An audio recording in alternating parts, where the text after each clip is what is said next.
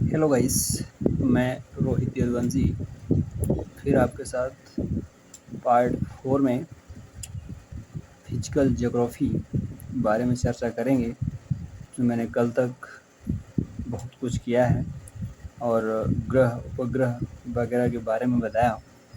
और आज हम प्लेट विवर्तनिकी सिद्धांत, पठार, पहाड़ और मैदानों की चर्चा करेंगे। शैल, आग्नेय शैल, जीवाश्म वगैरह जो है, इन सब के बारे में चर्चा करेंगे।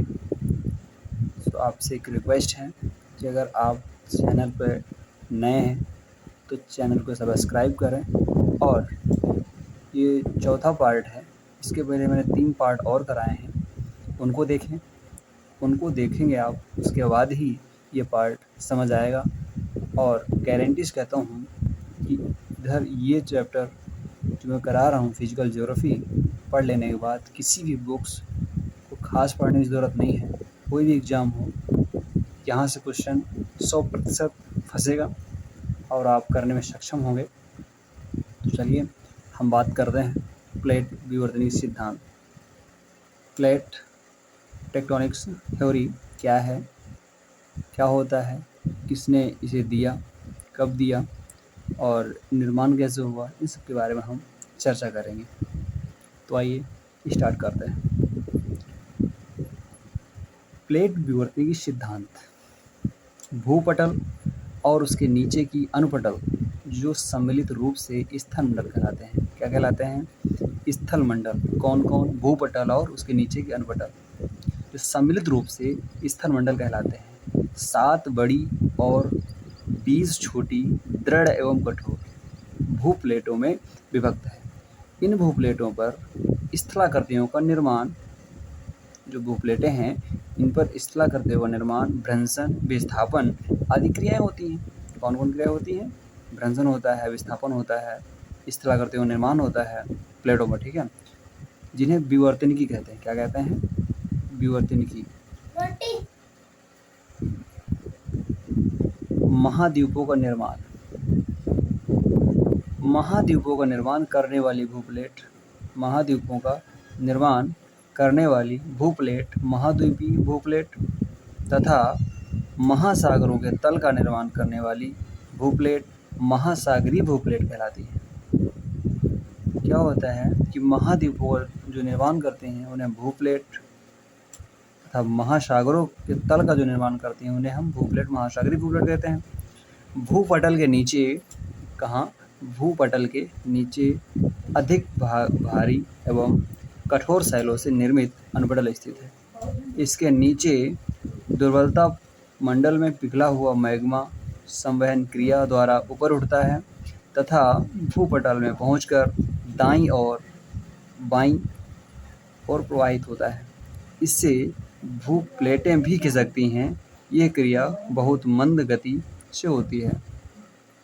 संवहनी धाराओं के अनुरूप भूप्लेटों का विस्थापन 3 प्रकार से होता है। संवहनी धाराओं के अनुरूप भूप्लेटों का विस्थापन 3 प्रकार से होता है। अपसारी विवर्तनिकी देख लेते हैं कि अपसारी विवर्तनिकी क्या है। डाइवर्जेंट टेक्टोनिक्स मैग्मा के ऊपर उठकर विपरीत दिशाओं में, मैग्मा के ऊपर उठकर विपरीत दिशाओं में प्रवाहित होने के कारण भूप्लेटें परस्पर दूर हटती हैं। अपसारी विवर्तनिकी मैग्मा के ऊपर उठकर विपरीत दिशाओं में प्रवाहित होने के कारण भूप्लेटें परस्पर दूर हटती हैं। इस क्रिया से महासागरीय तली का प्रसार या विस्तारण होता है। अपसारी सीमाओं के ऊपर प्रायः ज्वालामुखी पर्वत तथा द्वीप स्थित होते हैं। अपसारी सीमाओं के ऊपर प्रायः ज्वालामुखी पर्वत तथा द्वीप स्थित होते हैं। अपसारी विवर्तनिकी में प्लेटों के रचनात्मक किनारों के सहारे नए पटल का निर्माण होता है। अफ्रीका की ग्रेट रिफ्ट वैली अपसारी विवर्तनिकी का अच्छा उदाहरण है। ये मैप है, मैप में बहुत सारी स्थलाकृतियाँ हैं जो कि दिया है कि American plate, north Pacific plate, कुछ क्वेश्चन हैं उनको हम देख लेते हैं। जो कि अच्छे क्वेश्चन हैं, जो कि 2014 और 13 में आए हुए हैं। निम्नलिखित में से किस घटना यानी किन घटनाओं ने जीवों के विकास को प्रभावित किया होगा? जीवों के प्रकाश को प्रभावित किया होगा। तो ऑप्शन ए 1 नंबर है महाद्वीपीय विस्थापन, दूसरा है हिमानी चक्र। तो नीचे दिए गए कूट का प्रयोग कर सही उत्तर चुनिए। एक, ए, बी, सी, एक और दोनों, ना तो एक और ना ही दो। इसका उत्तर सी यानी एक और दो दोनों सही हैं। महाद्वीपीय विस्थापन और हिमानी चक्र के द्वारा जीवों के विकास को प्रभावित किया गया। निम्नलिखित पर विचार कीजिए। विद्युत चुंबकीय विकिरण, भूतापीय ऊर्जा, नंबर 3 गुरुत्वीय बल, नंबर 4 प्लेट संचलन, नंबर 5 पृथ्वी का घूर्णन, नंबर 6 पृथ्वी का परिक्रमण।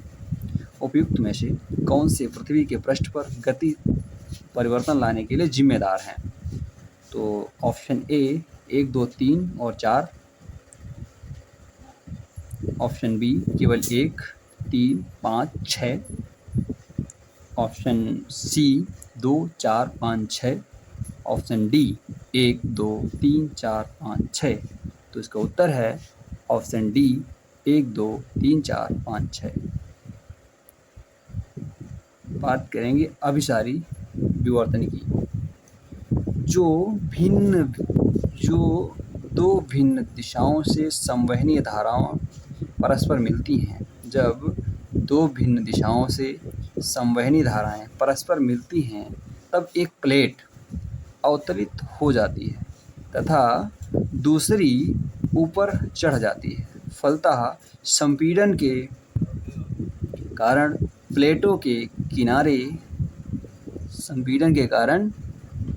किनारों पर वलित पर्वतों का निर्माण होता है। किसके कारण निर्माण होता है? संपीड़न के कारण प्लेटों के किनारों पर वलित पर्वतों का निर्माण होता है। अंततः सागरीय खंड, कैनियंस एवं गर्त भी इस क्रिया के उत्पन्न होते हैं। अभिसारी विवर्तनिकी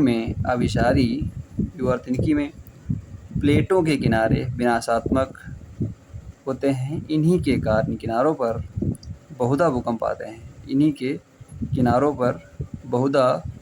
आते हैं। प्रशांत महासागर की पश्चिमी एवं पूर्वी सीमा के सहारे अनेक खाइयाँ ऐसे ही विनाशात्मक कार्यों पर निर्मित हैं। कहाँ देश देख लेते हैं जहाँ निर्मित हैं, यानी चिली, जापान, ताइवान, न्यूजीलैंड और फिलीपींस में अनेक भ्रंशों का निर्माण अभिसारी विवर्तनिकी का कारण हुआ है। किसके कारण हुआ है?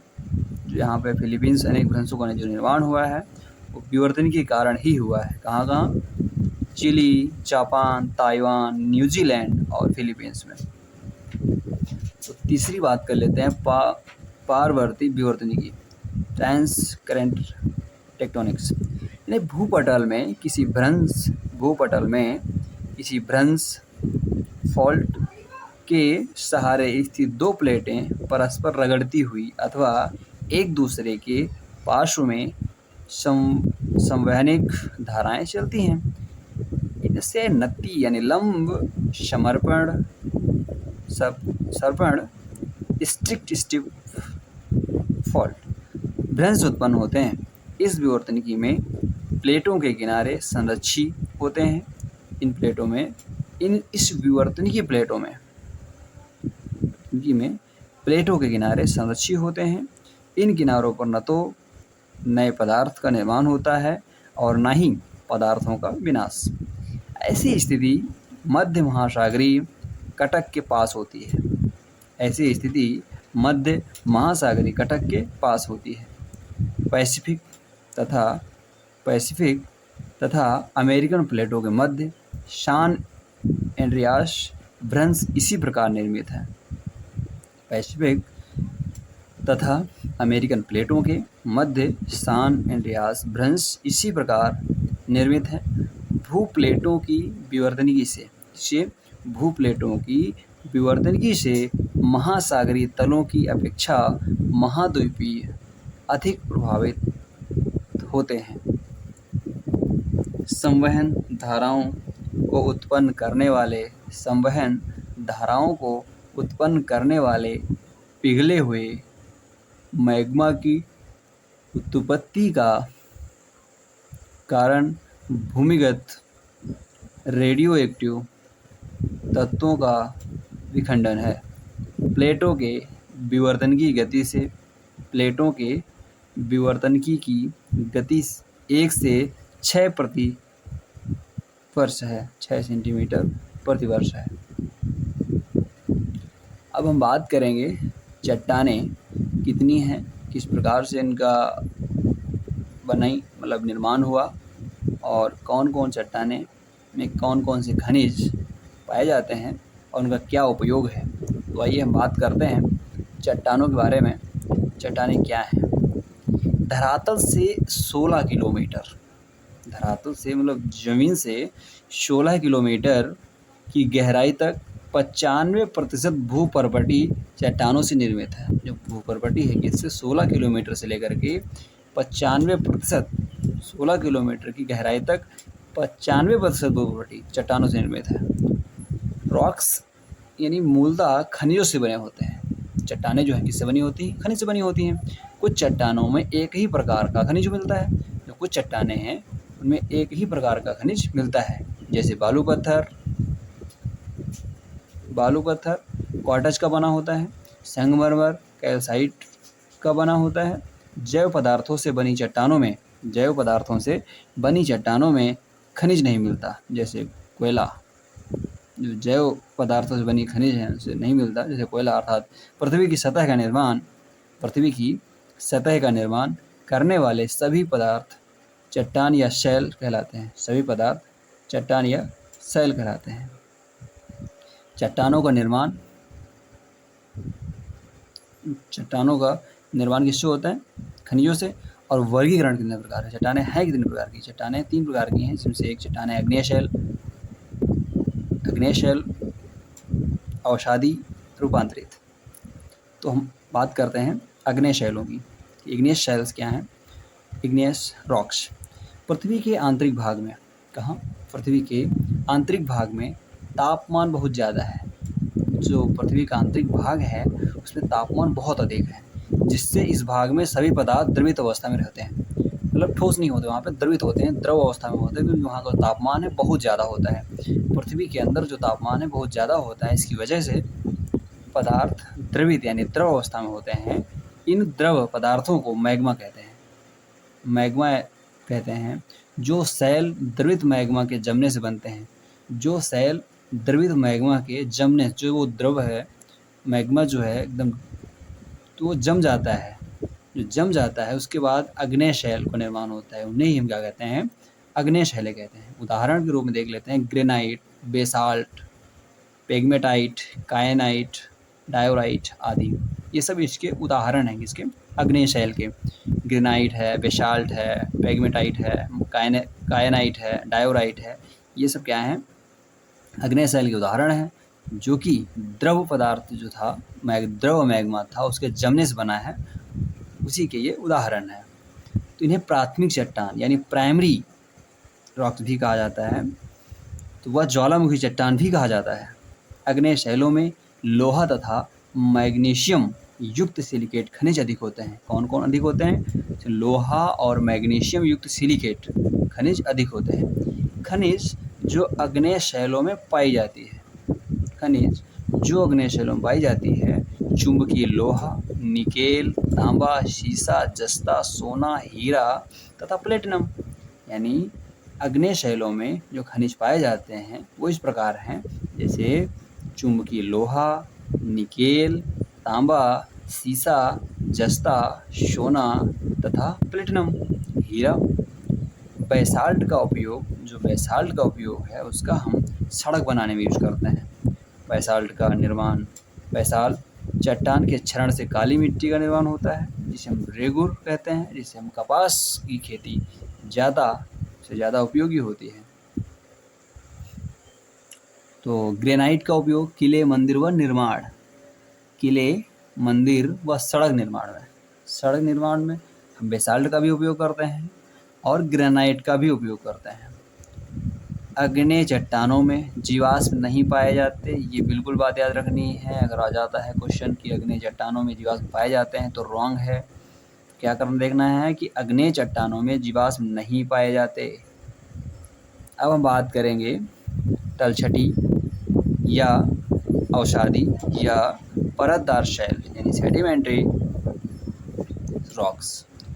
अवसादी शैल वे हैं जो विखंडित ठोस पदार्थों के निक्षेपण से या जीव जंतुओं और पेड़ पौधों के जमाव से बनी हो।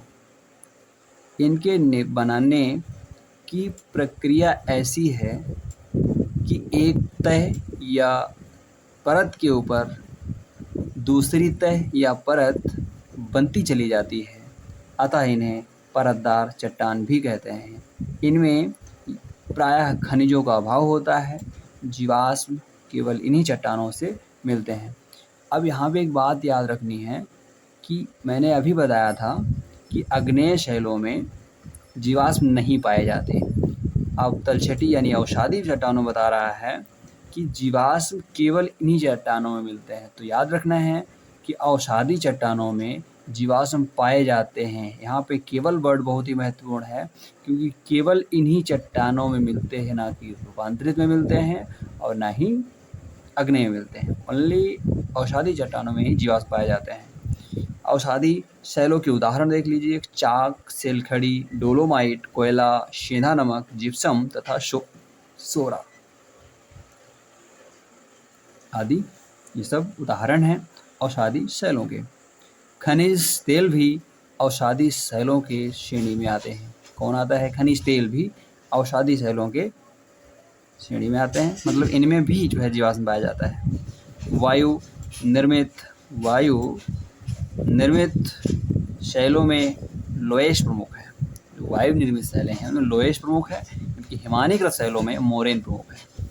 अवसादी शैलों का संगठन उसके प्रकारों के आधार पर है। अवसादी शैलों में संगठन उसके प्रकारों के आधार पर है। अब तीसरा नंबर बात करते हैं रूपांतरित अथवा कायान्तरित चट्टानें, मेटामॉर्फिक रॉक्स। रूपांतरित चट्टानें वे हैं जो अत्यधिक ताप अथवा दाब के कारण अपनी पुरानी स्थिति में परिवर्तित हो जाती हैं। लावा जब अग्नेय या अवसादी तलछटी शैलों से टकराता है। कब? लावा जब अग्नेय या अवसादी तलछटी शैलों से टकराता है तो उन्हें पिघला देता है। ठंडा होने पर इनका रूप और लक्षण दोनों बदल जाते हैं। रूपांतरित चट्टानों को उनकी कठोरता, घनी संरचना तथा परस्पर गुथे हुए रवों से पहचाना जाता है। उदाहरण नाइस, क्वार्टजाइट, ग्रेफाइट, स्लेट, संगमरमर आदि। चट्टानों का रूपांतरण निम्न प्रकार होता है। निम्न प्रकार कैल्शियम कार्बोनेट चूना पत्थर, संगमरमर, गैब्रो, सर्पेंटाइन, बालू पत्थर, quartzite, shale slate, schist, granite, gneiss, schist, phyllite. यहाँ तक मैंने बात की चट्टानों की कि 3 प्रकार की होती हैं। कौन कौन में खनिज पाए जाते हैं, किन में जीवाश्म पाया जाता है, किन में नहीं पाया जाता है। अब हम बात करेंगे पर्वत तथा पठार की। तो आइए देखते हैं पर्वत तथा पठार। और ध्यान रखना है, इसे शेयर, लाइक, सब्सक्राइब और कमेंट ज़रूर देने हैं ताकि मुझे पता चले कि मैं कितना ठीक कर पा रहा हूँ। आपके थोड़े सहयोग से मेरा हौसला और बढ़ेगा। और मेरा अपना मानना है कि तैयारी में कोई कमी नहीं छोड़नी है, अपने को 100% देना है। अगर हम 100% देंगे तो सिलेक्शन की गारंटी भी हम दे सकते हैं, अगर हम 100% अपनी स्टडी को देंगे। तो देखते हैं पर्वत तथा पठार। स्थल मंडल, इसके कुल क्षेत्रफल के 26% भाग पर पर्वत। कितने भाग पर पर्वत? 26। 26, 33, 41 याद रखें। 26% पर पर्वत, 33% पर पठार, 41% भाग पर मैदान। निर्माण के आधार पर स्थलाकृतियों के 3 मुख्य प्रकार हैं। स्थलाकृतियों के 3 मुख्य प्रकार हैं निर्माण के आधार पर: पर्वत, पठार, मैदान। तो बात करते हैं पर्वत की। पर्वत कितने प्रकार के हैं और कौन कौन से पर्वत पाए जाते हैं, कहाँ कहाँ पाए जाते हैं। तो पर्वत स्थल का वह भूभाग जो अपने आसपास के क्षेत्र से लगभग 600 मीटर से अधिक ऊंचा और उसका ऊपरी भाग चोटी युक्त हो। मतलब 600 मीटर से अधिक ऊंचा और उसका ऊपरी भाग चोटी युक्त हो, पर्वत कहलाता है। भारत में वे उच्च प्रदेश जो अपने आधार से 900 मीटर तक ऊंचे हैं।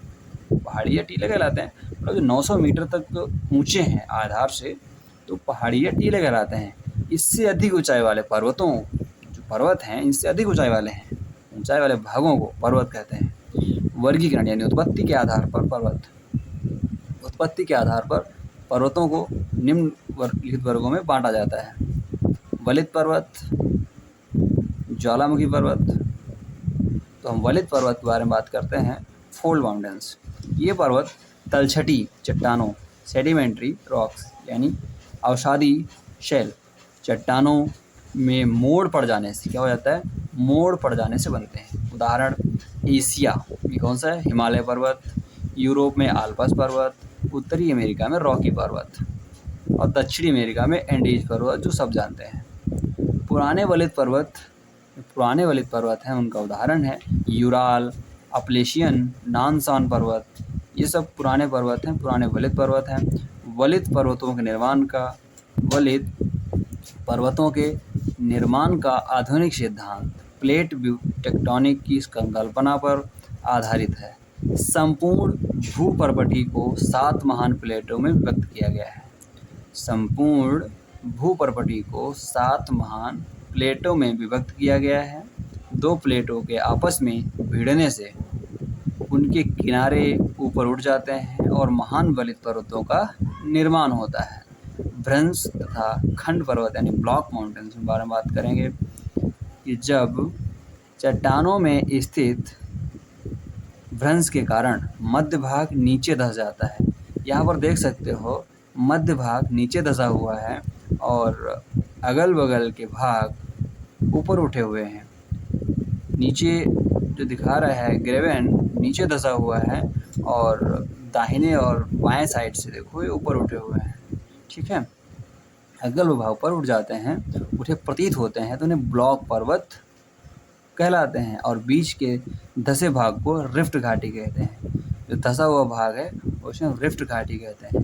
ठीक है, इन पर्वतों का शीर्ष समतल होता है। उदाहरण फ्रांस का वासेज पर्वत, जर्मनी का ब्लैक फॉरेस्ट, विंध्याचल का सतपुड़ा पर्वत जो कि भारत में विद्यमान है, तथा कैलिफोर्निया का सियरा नेवादा विश्व का सर्वाधिक विस्तृत ब्लॉक पर्वत है। दो दरारों के बीच वाले भूभाग के नीचे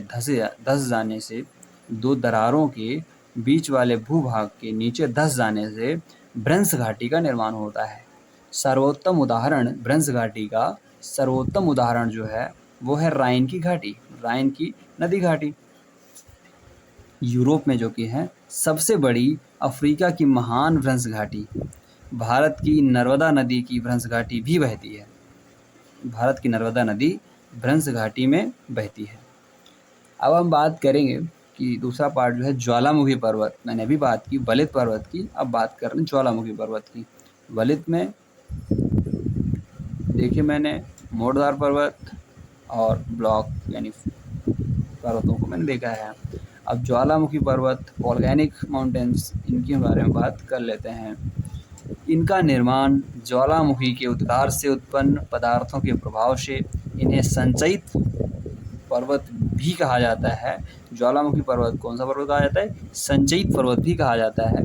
उदाहरण जैसे है जापान का फ्यूजियामा और बर्मा का पोपा अम्लीय लावा से निर्मित है। यहाँ पे ध्यान रखना है कि जापान का जो फ्यूजियामा है और बर्मा का पोपा, यानी बर्मा का जो पोपा पर्वत है वो ज्वालामुखी पर्वत है, दूसरा अम्लीय लावा से निर्मित है।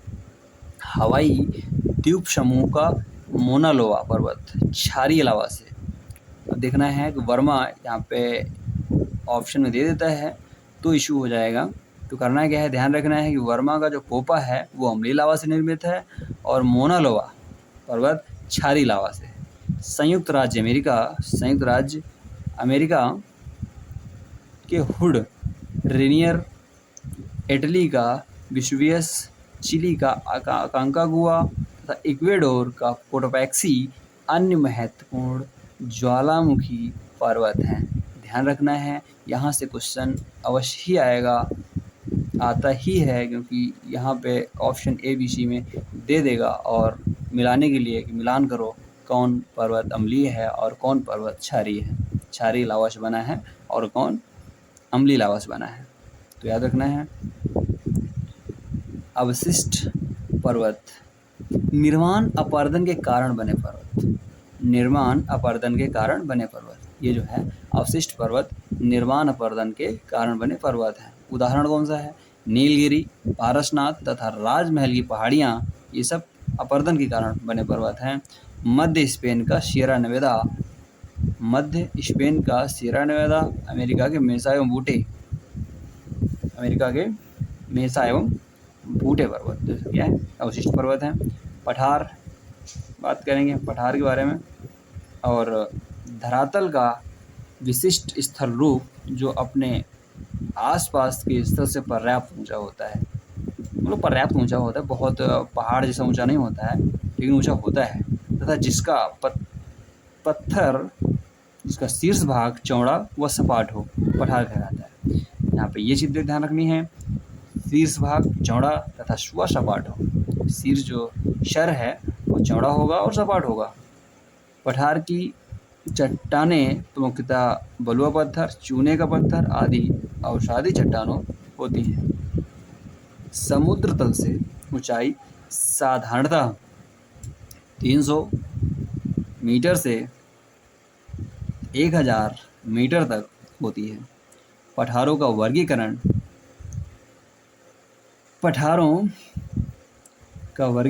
यानी अंतः पर्वतीय पठार, पर्वतमालाओं के बीच बने पठार, जो पर्वतमालाएं हैं उनके बीच बने पठार हैं, उन्हें हम क्या कहते हैं? उनके उदाहरण हैं तिब्बत, बोलीविया, कोलंबिया, मैक्सिको के पठार। महाद्वीपीय पठार कौन से हैं? मैदानों अथवा समुद्रों से घिरे पठार। उदाहरण देख लेते हैं, बोलीविया, कोलंबिया, मैक्सिको के पठार। महाद्वीपीय पठार मैदानों अथवा समुद्रों से घिरे पठार। ब्राज़ील, दक्षिणी अफ्रीका, ग्रीनलैंड, दक्षिणी भारत, अरब के पठार आदि। लावा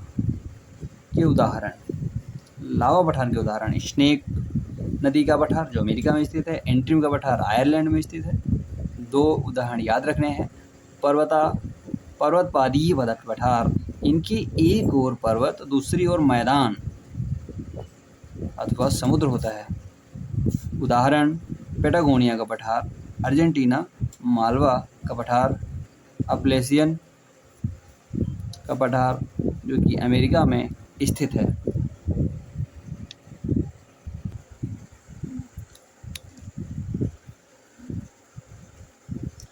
आगे की चर्चा हम अगले पार्ट में करेंगे और मैं बताना चाहूँगा, ये जो मैं करा रहा हूँ बहुत ही इम्पोर्टेंट और आपके लिए हमेशा लाभदायक रहेगा।